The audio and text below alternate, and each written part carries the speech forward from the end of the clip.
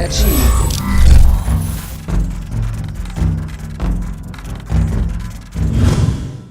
Well, that was fun, wasn't it?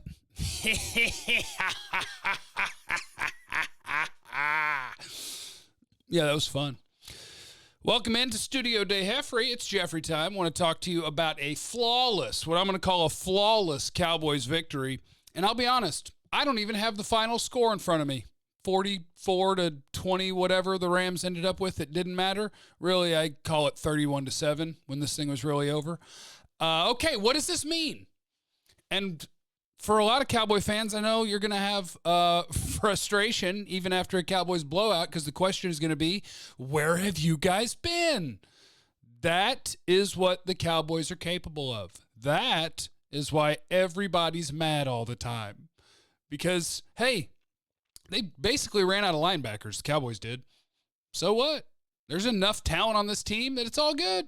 Just go play. Go do what you can do. The biggest reason, what I call the anatomy of a flawless victory, I believe that's a Mortal Kombat term, which some of you may be too young for, and you don't need to check it out because it is a gruesome game. The anatomy of this victory, what were the biggest things? Well, one, of course, the defense stepped up and played really well against a Rams offense that looked like it had found itself, and now they looked lost against the Cowboys. They couldn't run the ball. They couldn't pass the ball. They couldn't do anything. And the Cowboys could do everything on offense. So how did we get to it? I know everybody's going to point to at the end of the game, you had 200-yard rushers, which was awesome. Zeke was great. Pollard was great. You had a lot of juice running the ball. The thing to me that jumps out is when you go look at, okay, how did they get to where they got to? Cowboys' first scoring drive. They have a 3rd and 9. They complete a 19-yard pass to Amari Cooper. They have a 3rd and 10. They complete a 19-yard touchdown throw to Jason Witten. So we're 1 yard away from technically, I think, what most would call an explosive play. But you have two pretty much explosive plays, both of them, a 3rd and 9 and a 3rd and 10 that you overcame. Second touchdown drive. You got a 15-yard Zeke run, which was awesome. And then, of course, the 59-yard touchdown to Tavon. So you have one big run, and you have one huge explosive play to Tavon because Rams guys like to run into each other. Third touchdown drive, what did the Cowboys have? 3rd and 4, you had a 20-yard play, a 20-yard pass to Jarwin. You had a 25-yard run by Pollard. You had a 20-yard pass to Jarwin again. 2 20 yards for Jarwin on the same drive. So those 3 touchdown drives, what did they have in common? Big plays. The big plays are going to lead to points more often than not, and it happened again for the Cowboys. So it was great to see them making those big explosive plays. That was outstanding. Now, what else do we want to focus on in this Cowboys win?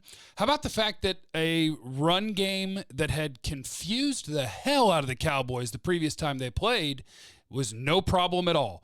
The Rams, on their opening drive, ran the ball to Todd Gurley twice for 0 yards. They had 2 runs for 1 yard on their second drive. Their third drive was their first scoring drive, but they had 1 carry for 2 yards. Their fourth drive, on 2nd and 10, they went for -2 yards when they handed it to Gurley, which led to 3rd and 12. 1 carry, -2 yards.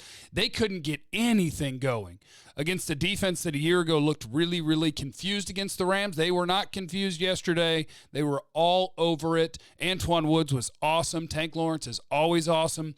So I know it's going to frustrate a lot of Cowboy fans because you just wonder, where have you guys been? This team has existed somewhere on that roster the entire year. Where have you guys been? That's the question. And where are you guys at with Garrett? He gets credit for the win. He does a nice job when he's I think he does a nice job when he knows the opponent. And I guess having played the Rams in the playoffs, you could count that as kind of knowing the opponent. But they had a good plan. The offense looked different. They were running some of that almost Oklahoma offense where they would have Tavon in the backfield. They would have Dak as a running option. They would have Zeke in front of Tavon. And at one point, Zeke was the lead blocker for Tony Pollard. So, like, the offense, they dipped into a bag of tricks. The defense, it seemed like, I'll have to check this, but it seemed like they blitzed more than usual. So, it was all fun and games for the Cowboys. And ultimately, what does that game mean? Pretty much nothing, right? You just beat the Eagles and you win the division. If you don't beat the Eagles, then there's a decent chance that you're going to lose the division. But it was still, it was great.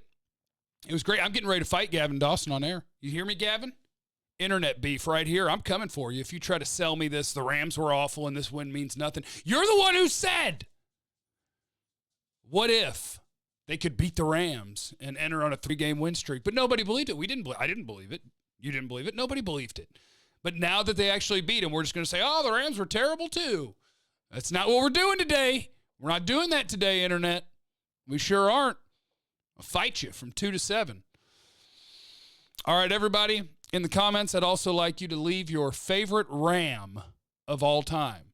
It could be an actual ram, the animal. It could be a St. Louis Ram. It could be an L.A. Ram. It could be any sort of Ram. And make sure that you are subscribed to the YouTube page. Make sure you're checking 1053thefan.com every day. And make sure you're locked in here for the wink.